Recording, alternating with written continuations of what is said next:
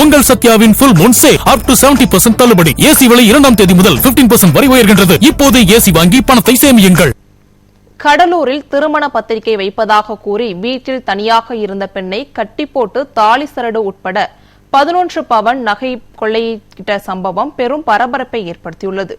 கடலூர் மாவட்ட ஆட்சியர் அலுவலகம் அருகே எம்ஜிஆர் நகர் 7வது குறுக்கு தெருவில் ரகு ரூபிகா தம்பதியினர் வாடகை வீட்டில் வசித்து வருகின்றனர். ரகு தனியார் தொழிற்சாலையில் பணிபுரிந்து வருகிறார். இவருடைய மனைவி ரூபிகா வீட்டில் தனியாக இருந்துள்ளார்.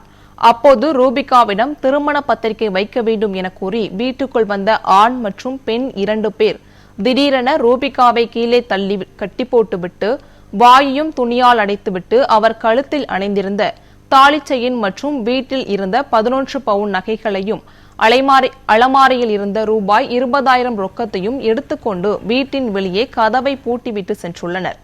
சிறிது நேரம் கழித்து அலறல் சத்தம் கேட்டு அக்கம் பக்கத்தினர் வீட்டின் கதவை திறந்து பார்த்தபோது அவரிடம் ரூபிகா சம்பவத்தை தெரிவித்ததன் பேரில் கடலூர் புதுநகர் போலீசாருக்கு தகவல் கொடுத்தனர். சம்பவ இடத்தில் கடலூர் கண்காணிப்பாளர் தலைமையில் போலீசார் மற்றும் மோப்பனாய் வரவழைக்கப்பட்டு தடவியல் நிபுணர்கள் விசாரணை நடைபெற்றது.